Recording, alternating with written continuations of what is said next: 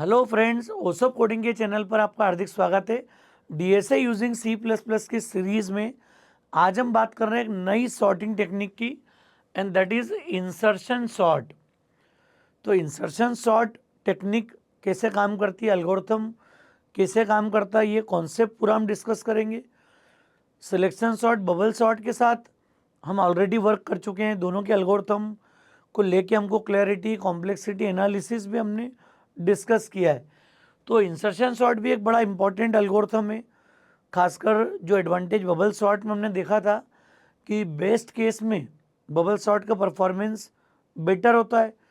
Similarly insertion sort को भी हम लोग बेस्ट केस में या लगभग सॉर्टेड डेटा के केस में यूज़ करते हैं, तो इसकी कॉम्प्लेक्सिटी बिल्कुल ऑर्डर ऑफ एन रूटीन लीनियर कॉम्प्लेक्सिटी मिलती है हमको। और जब हम एवरेज या वर्स्ट केस की बात करते हैं तो फिर आपको वही जो ऑर्डर ऑफ एन स्क्वायर की जो बात है वही कंपैरिजन यहाँ पर मिलते हैं। एल्गोरिथम बहुत इंपॉर्टेंट है। नाम इंसर्शन सॉर्ट क्यों है इसका? जैसे जैसे मैं अरे में एलिमेंट इंसर्ट करते जाऊँगा, इमीडिएट हर इंसर्शन पर एग्जिस्टिंग जो एलिमेंट हैं वो सॉर्ट होते जाएंगे। मतलब पहला एलिमेंट है तो सॉर्टेड, सेकंड आएगा कंपैरिजन के बाद वो सॉर्ट कर देगा, थर्ड एलिमेंट आएगा कंपैरिजन के बाद सॉर्ट कर देगा। मतलब तीन एलिमेंट अगर इंसर्ट हुए तो तीनों सॉर्टेड मिलेंगे आपको, तब फोर्थ आएगा। मतलब इसकी खासियत ये, जैसे सिलेक्शन बबल में पहली बार में पूरा अरे आपके पास होता है, आप पूरा एन एलिमेंट से वर्कआउट कर सकते हो। इसकी खासियत क्या है कि एनएथ एलिमेंट की नीड एनएथ टाइम पे ही आएगी। पहला एलिमेंट आया तो एक ही एलिमेंट कंसिडरेशन में, जब सेकंड आएगा तो मात्र वो पहले से कंपैरिजन करेगा, सॉर्ट कर लेगा। थर्ड एलिमेंट आएगा वो पहले दो से कंपेयर करेगा। चूँकि सॉर्टेड है पुरानी लिस्ट, तो नया एलिमेंट जो आएगा वो बड़ी इजीली अपनी पोजीशन को आइडेंटिफाई कर लेगा।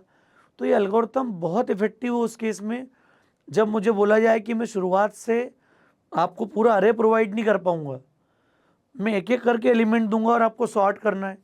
तो इसका नाम इंसर्शन सॉर्ट इसलिए कि एलिमेंट आते जाएंगे, it will search for the appropriate position.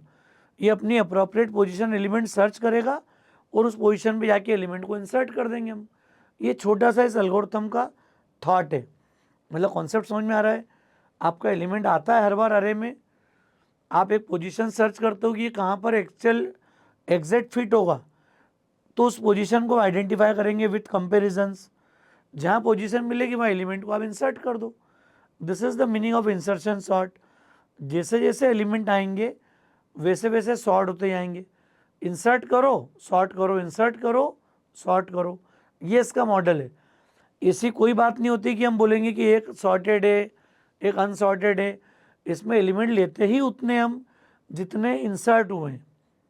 जो एलिमेंट इंसर्ट ही नहीं हुआ है उसको कंसिडर ही नहीं कर पाएंगे हम। ये इस एल्गोरिथम की विशेष बात है जो आपको भी समझना जरूरी है कि जो एलिमेंट मेरे पास आए ही नहीं, सपोज 10 एलिमेंट का अरे, आपने 5 ही एलिमेंट लिए, तो जो 6 से 10 के बीच में उनकी बात ही क्यों करेंगे हम? जो एलिमेंट मेरे पास आया ही नहीं, जो पता ही नहीं कि क्या होगा उसके साथ में भी, वो कौन सा एलिमेंट है, उसकी पोजीशन। हाँ, जैसे जैसे एलिमेंट आते जाएंगे आपकी लिस्ट शॉर्ट होती जाएगी, ताकि जो भी नया एलिमेंट आएगा उसको सिर्फ अपनी पोजीशन सर्च करना है। पोजीशन मिलेगी, शिफ्टिंग करते जाएंगे हम पोजीशन के लिए, अप्रोप्रिएट पोजीशन में एलिमेंट को इंसर्ट कर देंगे। तो ये सॉर्टिंग बाय इंसर्शन का मॉडल है पूरा। ठीक है दोस्तों, समझते हैं। पहले कॉन्सेप्ट को पूरा डिस्कस करते हैं और फिर इसका कोड लिखेंगे और फिर कॉम्प्लेक्सिटी एनालिसिस की बात करेंगे। यहाँ पर देखिए दोस्तों, यहाँ पर अरे ले लिया हमने 7 3 5 2 4। मान लो कि पूरा अरे नहीं भी दिया हो, एक एक एलिमेंट दिया हो। फर्स्ट टाइम में क्या होगा, मेरे पास एक एलिमेंट आया 7, being it is the only element of the अरे, सो इट इज सॉर्टेड। 7 हो, 17 हो, 700 हो, चूंकि एक ही एलिमेंट है that means sorted. Second round में क्या होगा, देखो यहाँ भी अरे दिया ही नहीं है, जरूरी नहीं कि अरे पूरा है, नहीं मान लो कि दिया ही नहीं है, एक एलिमेंट आया, शॉर्ट मान लिया हमने यहाँ पर। सेकेंड राउंड में क्या होगा, यहाँ पर 7 के बाद कौन आएगा, 3। तो 3 चूंकि सेकेंड एलिमेंट के रूप में आया यहाँ पर, तो प्रोसेस क्या होगी, ये कंपेयर होगा एग्जिस्टिंग एलिमेंट से। 3 7 से स्मॉलर है क्या, है, तो फिर क्या करोगे, अभी ये जो 3 आने वाला है इसकी पोजीशन सेट नहीं हुई, क्यों? क्योंकि जो 7 है this will be shifted to 0 to 1, ये 0 से 1 में शिफ्ट हो जाएगा। Now there will be a vacancy at 0th place, तो यहाँ जाके मैं 3 को इंसर्ट कर दूंगा, तो 2 एलिमेंट आएंगे, दोनों सॉर्टेड हो गए। क्लियर? सेकेंड राउंड में वी कैन फाइंड कि मेरे पास सेकेंड एलिमेंट जब आया तो मैंने कंपेयर किया, चूंकि वैल्यू उससे स्मॉलर है तो 7 को शिफ्ट कर दो 0 से 1 पर, तो ये 0 इंडेक्स से 1th इंडेक्स पे शिफ्ट हो गया 7, और ये 3 मैंने जाके इंसर्ट कर दिया एट 0th पोजीशन। क्लियर? तो ये इंसर्शन के पॉइंट है, 3 को मैंने इंसर्ट कर दिया यहाँ पर। अब आ गया 7 और फिर 3 7, 2 एलिमेंट आए, दोनों सॉर्टेड है। दोस्तों समझना, इससे आसान अप्रोच इतनी क्लैरिटी के साथ बहुत रेयरली आपको मिलेगा, कन्फ्यूजन क्रिएट होता है नॉर्मली, ये बड़ी आसान काम है। थर्ड राउंड में क्या होगा देखो, 3 7 तो ऑलरेडी गिवन है 0 और 1 पे। क्लियर? 3 और 7 ऑलरेडी गिवन है। नया कौन आ गया? 5, ये आई पहली बार आई, बाकी एलिमेंट तो मेरे पास है ही नहीं अरे में। क्या होगा, ये 0 इंडेक्स पे, ये 1 इंडेक्स पे, और ये जो आएगा ये 2 पे आएगा। तो अभी चूंकि 5 कंपेयर नहीं हुआ है, इट इज स्मॉलर देन 7, तो ये करेगा 3 7 7, 7 विल बी शिफ्टेड। यहाँ ध्यान रखना स्वैपिंग नहीं है दोस्तों, शिफ्टिंग है। क्लियर? एलिमेंट शिफ्ट होगा। अब ये कंपेयर होगा 5 लेस देन 3 है क्या? नहीं है। तो जो पोजीशन बन रही है यहीं पे कौन इंसर्ट हो जाएगा? 5, और जब 3 एलिमेंट आएंगे तो तीनों सॉर्टेड दिख रहे हैं आपको। अरे प्रीवियस लिस्ट तो सॉर्टेड थी, आपको अपनी पोजीशन निकालना है। क्लियर? अब यहाँ कंपैरिजन कितने हो गए? 2 कंपैरिजंस।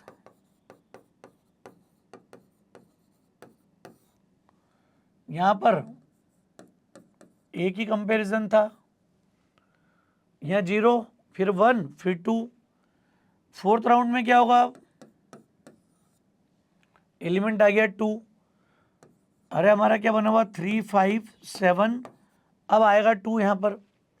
2 की पोजीशन क्या है? लेस देन 7 ट्रू, तो ये शिफ्ट करेगा 3 5 7 7, ये शिफ्ट हो गया। Now compare 2 less than 5 true, 2 less than 5 है तो 3, क्लियर, 5 5 7, 5 भी शिफ्ट हो गया देखो आप। Now compare 2 less than 3, that is again true, तो 3 3 5 7, अब ये पोजीशन आ गई इंसर्शन के लिए। नाउ इंसर्ट 2, तो ये आ गया 2 3 5 7, this is again now sorted. मतलब शिफ्टिंग वाली बात समझ में आ रही? क्या किया हमने, ये 3 को शिफ्ट किया, पहले 7 को शिफ्ट किया, 5 को शिफ्ट किया, 3 को शिफ्ट किया। Now we have one vacancy at point 0, 0th index पे होगा। क्लियर? ये चारों एलिमेंट सॉर्ट हो गए।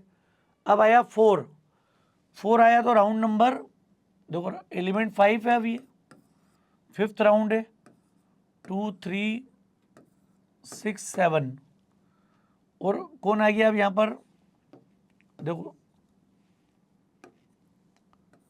7 और 4, ये 4 आया हमारे पास। 4 कंपेयर होगा 7 के साथ में, स्मॉलर है, तो 2 3 6 7 7 7 शिफ्ट हो गया। 4 लेस देन 6 ट्रू, तो 2 3 6 6 7, ये भी शिफ्ट हो गया। अब 4 लेस देन 3 है क्या? नो चेंज, तो ये इसी पोजीशन पे जाके एलिमेंट इंसर्ट कर देगा।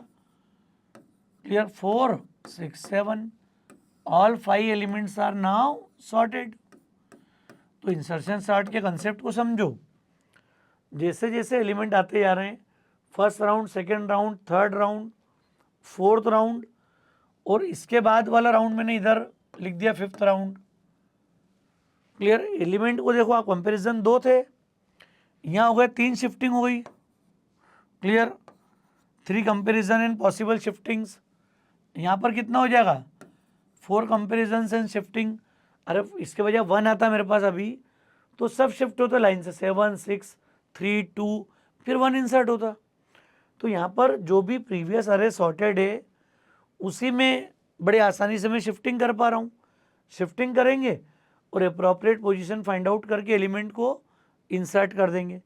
ये हमारी अप्रोच है काम करने की, इंसर्शन सॉर्ट एल्गोरिथम की। वो देखो आपको एलिमेंट आते जा रहे हैं, आपका अरे सॉर्ट होता जा रही है। क्लियर? इसमें सॉर्टेड अनसॉर्टेड वाली कोई बात नहीं है, क्योंकि जो एलिमेंट है मेरे पास आया ही नहीं है, जो आया है उसको कंसिडर करना है बस।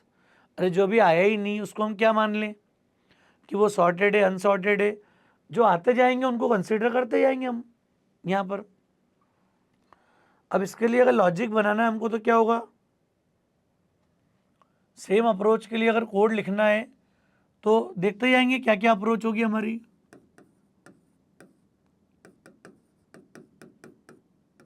ये हमने ले लिया 0 लेस देन n, क्योंकि सारे एलिमेंट लेना है। तो मैं एक आइटम में क्या ले लूँ, a ऑफ i, ये अरे ऑफ ith एलिमेंट। अरे फर्स्ट टाइम तो i 0 है तो 0 ले लिया हमने यहाँ पर। और आउटर लूप को इसी के लिए कंट्रोल करना है कि जो वैल्यू आएगी ना वहाँ से इनर लूप, सॉरी आउटर नहीं इनर, जो इनर लूप है वहाँ से प्रोसेस करेगा। अरे देखो जब एलिमेंट आ रहा है फर्स्ट टाइम तो एक ही 0, नो चेंज। सेकेंड टाइम जब 1th एलिमेंट आएगा, सेकेंड एलिमेंट आएगा तो ये कंपेयर करेगा 1 से 0th से। तो जो इंडेक्स पे वैल्यू आएगी ना यहाँ से मेरा कंपेरिजन स्टार्ट होगा। क्लियर? इनर बॉडी की प्रोसेस स्टार्ट होगी। जब थर्ड राउंड होगा तो ये 2 से स्टार्ट होगा, 2th एलिमेंट। जब फोर्थ राउंड है 3th एलिमेंट से स्टार्ट होगा। मतलब यहाँ पर कॉन्सेप्ट क्या हो गया कि जब मैं a ऑफ i आइटम को दूंगा तो ये i की वैल्यू मैं किसको असाइन कर दूं, j को, जिससे कि मुझे कहाँ से कंपैरिजन स्टार्ट करना है ये क्लियरिटी आ जाए यहाँ पर। क्लियर? अरे a ऑफ i है, यहाँ स्कैन भी लगा सकते थे, सी आउट सीन। आप चाहो तो यहाँ सीन ले लो, कीबोर्ड से वैल्यू लो, आइटम को दो, सीधे सीधे वैल्यू आती जाएगी। हालांकि हमको एल्गोरिथम देख के भी समझ में आ रहा है कि जब 0th एलिमेंट आ रहा है तो बचा हुआ कोई भी एलिमेंट हमारे कंसिडरेशन में नहीं है। जो एलिमेंट आते जाएगा उसके प्रीवियस पे काम करेंगे अपन बस, जो आए ही नहीं उसकी चिंता नहीं है। अब क्या करेंगे अपन, यहाँ पर मुझे प्रोसेस करना है, जे की वैल्यू आ गई आई, तो एक तो मुझे इसको लास्ट कहाँ तक चलाना है, जब तक ये 0 नहीं हो जाए। समझो इस बात को, क्यों? अरे 1 आया तो 1 को मैं एक कंपैरिजन कर लूँगा 0 के साथ बस, मैक्सिमम 1 मैं चेक करूँगा, अगर वैलिड है तो मैं 3 लेस देन 7 कंपेयर कर लूँगा। कंपेयर करूँगा तो 7 को शिफ्ट कर लूँगा। जब ये डिक्रीमेंट होकर 0 हो जाएगा तो इसके ऊपर जाएगा क्या वैल्यू कभी भी, तो हम प्रोसेस करेंगे j नॉट इक्वल टू 0 तक। दूसरी बात, कब तक चलेगा ये शिफ्टिंग कब तक चलेगी हमारी, जब तक जो वैल्यू है मेरे पास आइटम ये लेस देन j माइनस 1 नहीं हो। अरे जो वैल्यू आ रही, इंडेक्स आ रहा है 5, अगर 2th इंडेक्स पे तो 1th इंडेक्स की वैल्यू कंपेयर करेगा 5 लेस देन 7, ट्रू होगा तो 7 को शिफ्ट करो। तो ये वैल्यू आएगी कैसे, यहाँ पर देखो आप समझो, j not equal to 0 and क्या बोलेंगे हम कि आइटम अगर लेस देन हो किससे, a के j माइनस 1 से, तो फिर ये लूप चलाओ। अरे शिफ्टिंग कब करोगे, देखो एक तो j नॉट इक्वल टू 0 पहली बार में समझना आप, अभी मैं इसको 0 ले रहा हूँ 5, a0 आइटम कितना था, a0 देखते हैं ना, समझते हैं ना, 7, ये 7 और j कितना हो गया 0। क्लियर है point? 0 not equal to 0 false, तो ये गया ही नहीं अंदर, यहाँ पे नहीं गया तो क्या कर दिया हमने, यहाँ पर कॉन्सेप्ट क्या हमारा, जो आइटम था वो ai में ही रखा जाए। तो a ऑफ i में मैंने क्या रख दिया, आइटम। क्लियर? अभी वो आई है और आप चाहो तो इसी को j कर दो, क्योंकि इनर लूप में काम किस में करेंगे, j में। तो j जहाँ भी रुकेगा बीच में उस पोजीशन पे एलिमेंट इंसर्ट होगा। तो ए ऑफ जे में मैंने आइटम को रख दिया। ये इतना सा मैंने काम किया। अभी देखो जब मेरा एलिमेंट कितना मैं यहाँ लिख रहा हूँ, समझाने के लिए मैं यहाँ लिख लेता हूँ 7 3 5 2 4।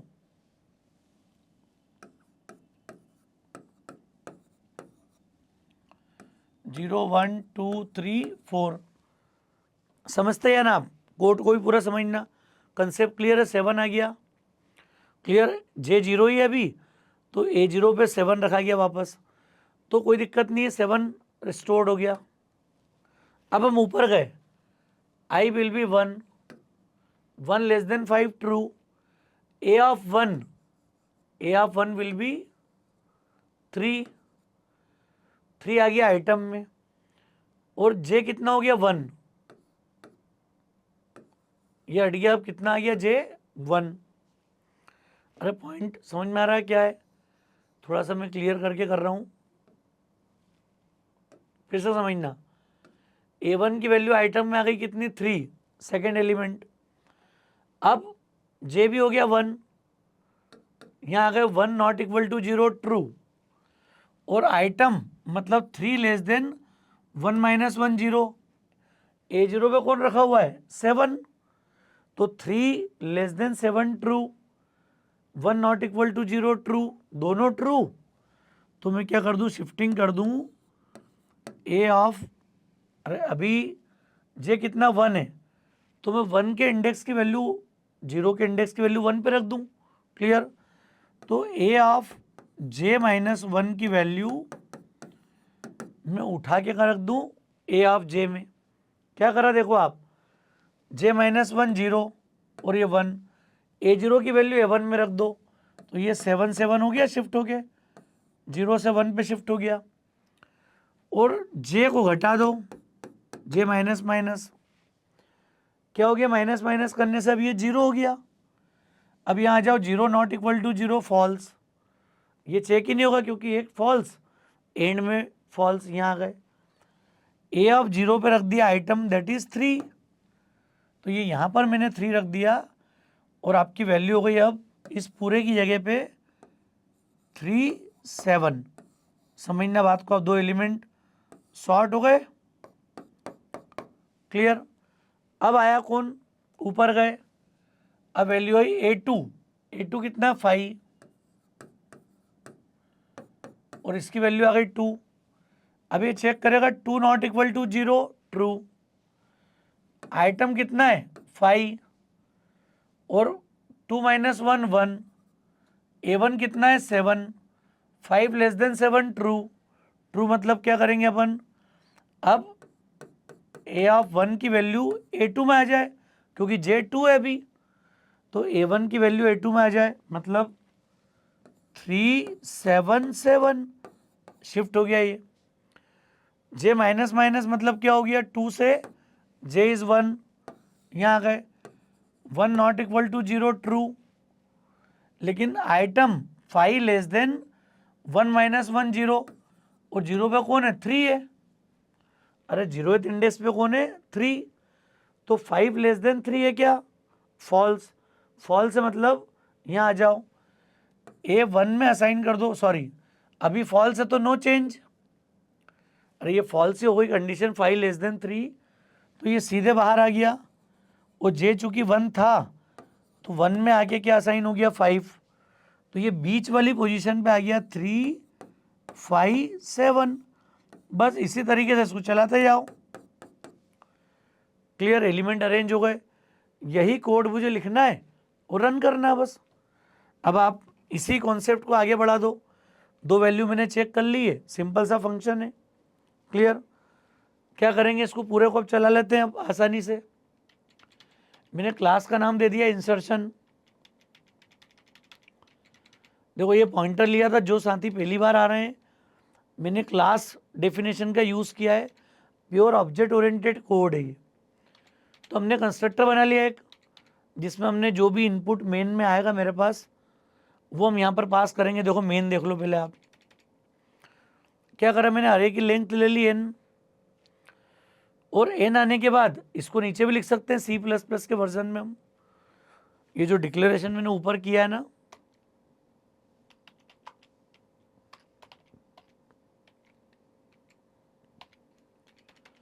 मेमोरी के वेस्टेज को रिड्यूस कर सकते हो आप इसमें। n ले लिया हमने यहाँ पर। अब 0 लेस देन n लूप लगा के रीड कर लिया, डेटा आ गया मेरे पास। कंस्ट्रक्टर में मैंने वैल्यू पास कर दी।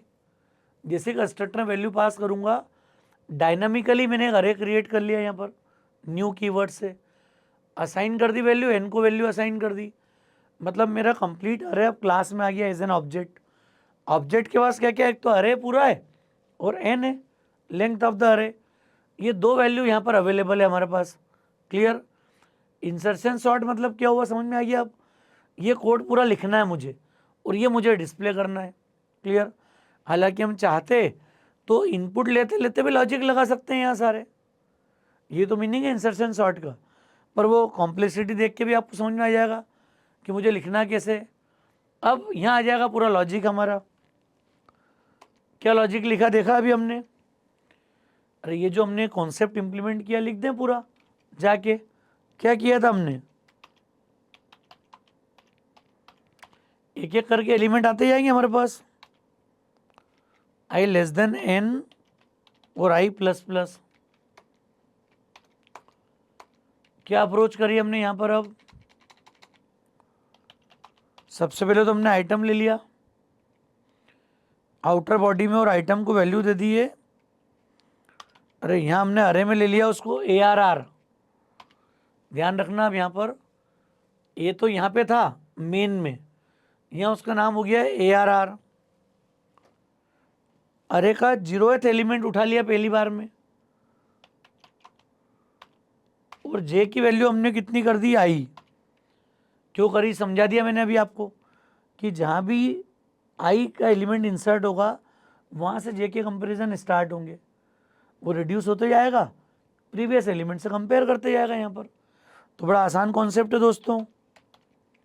क्या लिख लिया हमने, जे नॉट इक्वल टू 0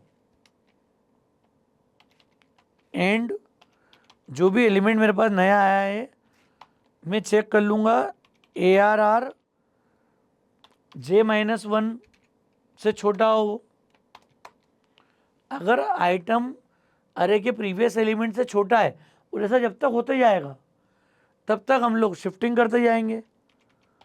तो ARR J में मैं असाइन कर दूंगा किसको, J-1 को, जो अभी जिसको मैंने कंपेयर किया।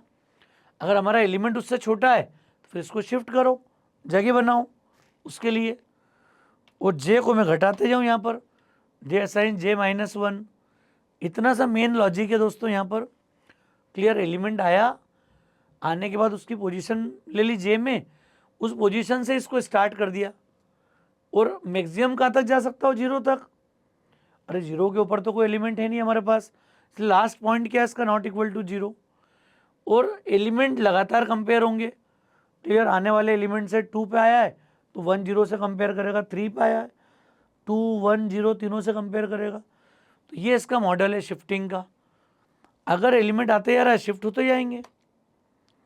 लास्ट में हम लोग क्या कर देंगे यहाँ पर, ARR के J पे हम असाइन किसको कर देंगे, अब आइटम को, जो फाइनली मेरे पास आया था। क्लियर।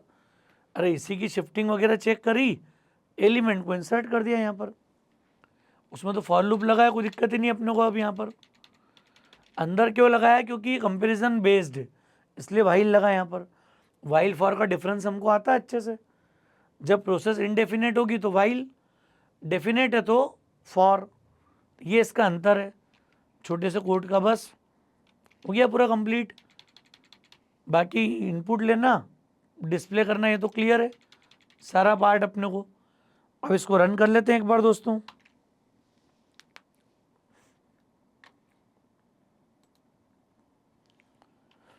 फाइव एलिमेंट दिए हमने, 7 3 5 2 4, 7 3 5 2 4, क्या गया 2 3 4 5 7। ये आपका रिजल्ट आ गया। कैसे आया था वो प्रोसेस पूरी याद है, देखो आप। ये हमने स्टार्टिंग एलिमेंट 1 सेकेंड आया, एक बार शिफ्टिंग, 3 को इंसर्ट, थर्ड में 5 आया, 7 शिफ्ट हुआ, 5 चूंकि स्मॉलर नहीं है तो एक ही शिफ्टिंग हुई, 5 की पोजीशन बन गई। ये मैंने अभी ड्राई रन भी करा था इसको। फोर्थ में कितना आया, सपोज 2 आया, तो 2 तो सभी से छोटा, तीनों शिफ्टिंग होगी 7 5 3। हर बार आपको शिफ्टिंग दिखेगी यहाँ पर, क्लियर। शिफ्ट 1 शिफ्ट 2 शिफ्ट 3 दिखेगा इंटरनली, और इससे आपको इंसर्शन का आइडिया लगेगा कि कैसे हम लोग सॉर्टिंग कर रहे हैं यहाँ पर। क्लियर है केस, समझ में आ रहा है। उसी बेस में मैंने लॉजिक लिखा था और पूरा ड्राई रन किया था आपके सामने इस कोड को। और बड़ा एलिमेंट लेके देख लेते हैं, हमारे यहाँ पे 10। अब क्या हमने ले लिया 10, 8 5 12 33 14 17 8 5 ले चुके हैं, 8 भी ले चुके थे हम, 3 42 19। देखो क्या आ गया, 3 5 8 8 8 चूंकि 2 बार दे दिया था मैंने, 12 14 17 19 33 और 42। शिफ्टिंग का मॉडल ही वही है। अगर अंदर किसी लूप में, प्रोसेस में आपको शिफ्टिंग वगैरह को लेके भी कुछ चेकिंग करना हो तो यहाँ कर सकते हैं कितनी शिफ्टिंग हो रही है। ये लूप उतनी बार चलेगा जितनी बार शिफ्ट हो रहा है, तो आपको देखिएगा हर कंपैरिजन में शिफ्टिंग कितनी कर पा रहा हूँ। क्लियर, बार बार शिफ्टिंग को इनिशियलाइज करो, चेक करो, तो आपको दिख जाएगा कि शिफ्टिंग का रोल क्या है। और यही अगर मैंने सॉर्टेड अरे दे दिया तो देखो आप, इसकी कॉम्प्लेक्सिटी भी यहीं से निकल के आएगी। अब अगर इसकी वर्स्ट केस कॉम्प्लेक्सिटी की बात करेंगे और एवरेज केस, तो आपको क्लियरिटी होगी कि ये ऑर्डर ऑफ n स्क्वायर ही आएगी। क्यों n स्क्वायर आएगी यहाँ पर? अरे कॉम्प्लेक्सिटी को लेके हमने देखा था कि ये 1 है, यहाँ 0 है, यहाँ 1 कंपेरिजन, यहाँ 2, क्लियर, सॉरी उधर 2 यहाँ है, 3 और यहाँ 4।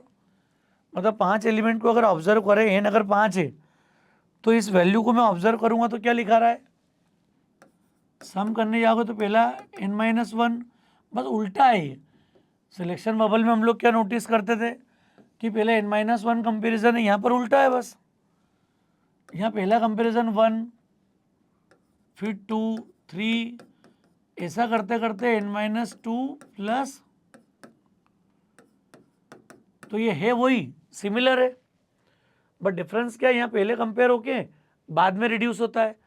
इंसर्शन में पहले रिड्यूस्ड है, एलिमेंट बढ़ते जाएंगे, कंपैरिजन की पॉसिबिलिटी बढ़ती जाएगी। लेकिन इसका भी जो सम आ रहा है that is again n into n-1/2। इसकी भी कॉम्प्लेक्सिटी आ रही है ऑर्डर ऑफ n स्क्वायर। तो ये इसकी एवरेज केस और वर्स्ट केस कॉम्प्लेक्सिटी है। मतलब हमको ये बात समझ में आना जरूरी है कि इंसर्शन सॉर्ट में अगर वर्स्ट केस होगी और एवरेज केस होगी तो ऑर्डर ऑफ n स्क्वायर की पॉसिबिलिटी है। लेकिन आप सोचो एलिमेंट लगभग सॉर्टेड है, लगभग सॉर्टेड है मतलब क्या हो गया, देखना समझना आप, 2 4 6 8 9, क्या होगा, 2 आया, कोई कंपैरिजन एक में तो होता ही नहीं, 4 आया, 4 आया तो कोई शिफ्टिंग हुई क्या, 2 में कोई शिफ्टिंग नहीं हुई, सीधे 4 इंसर्ट हो गया उसी पोजीशन पे। 6 आया तो 6 लेस देन 4 भी नहीं है, लेस देन 2 भी नहीं है, तो सीधे 6 इंसर्ट हो गया। मतलब आप देखो 0 पे ये इंसर्ट, 1 पे ये इंसर्ट, 2 पे ये इंसर्ट, 8 आएगा, कोई एक्सचेंज दिख रहा है कि आपको, एक भी शिफ्टिंग हुई क्या? जब 9 आएगा तो 2 4 6 8 9, मतलब आप ये देखो एक बार भी शिफ्टिंग हो पाई क्या कहीं पर भी? तो ये इसकी बेस्ट केस है। बेस्ट केस कॉम्प्लेक्सिटी हमेशा क्या आएगी इसकी यहाँ पर, clear, this is order of n। क्यों है, n elements and there will be no comparison, no exchange, क्योंकि ये 1 हुआ तो चूंकि लेस देन नहीं है, फॉल्स, कोई शिफ्टिंग नहीं है, 2 हुआ कोई शिफ्टिंग नहीं है, 3 हुआ कोई शिफ्टिंग नहीं है। मतलब हम ये नोटिस करें कि बेस्ट केस में इसका परफॉर्मेंस जैसा बबल सॉर्ट में नोटिस करते हैं कि नहीं अपन, वैसे ही है। क्लियर, वहाँ तो फिर भी आपको 2 लूप की प्रोसेस कर रहे हो, यहाँ तो एलिमेंट आते जा रहे हैं और वो एंटर ही नहीं होगा, कंपैरिजन में शिफ्टिंग में जाएगा ही नहीं यहाँ पर, उसमें एक राउंड चलता है पूरा और बबल सॉर्ट डिसाइड कर लेता है पूरा कि एलिमेंट चूंकि सॉर्टेड है तो आगे हमको कंपैरिजन नहीं करना है। तो यहाँ पर दोस्तों ये बड़ी इंपॉर्टेंट बात है, बेस केस में ऑर्डर ऑफ एन और एवरेज केस और वर्स्ट केस का अगर डेटा है तो ये हो जाएगा order of N square. Clear, ये बड़ी इंपॉर्टेंट बात है कॉम्प्लेक्सिटी एनालिसिस में। क्यों? क्योंकि फॉर्मूला वही है 1 + 2 + 3 n-2 + n-1 सम कर लो सीरीज की फॉर n-1 टर्म के लिए, तो ये n × n-1/2 that is order of N square because we only consider the higher order term. तो एन स्क्वायर कंसिडर करेंगे, -n का कोई रोल नहीं है। क्लियर, कंपेरेटिवली वो निग्लिजिबल टर्म है। तो ये इसकी अप्रोच है। स्पेस कॉम्प्लेक्सिटी इसकी भी वैसी ही है। Now there is no need to have any extra memory space, तो ये कांस्टेंट मेमोरी में काम करेगा, जो इनपुट अरे में ही काम करेगा। तो ये स्पेस कॉम्प्लेक्सिटी तीनों एल्गोरिथम की ऑर्डर ऑफ 1 होती है, दैट इज कांस्टेंट टाइम। तो स्पेस में कहीं कोई एडिशनल स्पेस की रिक्वायरमेंट नहीं होगी, जो अरे का एक्चुअल साइज है उसी में पूरा वर्कआउट कर लेगा इंसर्शन सॉर्ट। तो दोस्तों समझ में आ रहा है, कॉन्सेप्ट क्लियर है। मुझे उम्मीद है आपको थोड़ा कॉन्सेप्ट समझ में आया होगा, क्या अप्रोच है, कैसे काम करना है। कोड हमने पूरा ऑब्जेक्ट ओरिएंटेड पैटर्न पे लिखा है। क्लियर, ये भी रेयर होता है कि नॉर्मली बस सी या सीपीपी के अंदर सीधे वो मेन में सब कुछ लिख देते हैं प्लान करके। तो हमको थोड़ी सी क्लास वगैरह बनाओगे आप तो ऑब्जेक्ट ओरिएंटेड पैराडाइम को लेके भी क्लैरिटी होगी, और अरे को हम क्लास में कैसे डील करते हैं ये भी समझ में आएगा। तो दोस्तों मुझे उम्मीद है लेक्चर ठीक लगा हो तो अपने फ्रेंड्स को ज़रूर शेयर कीजिएगा। ओसोप कोडिंग को अगर आपने सब्सक्राइब नहीं किया है तो मेरा रिक्वेस्ट है चैनल को सब्सक्राइब जरूर करें। Thanks a lot.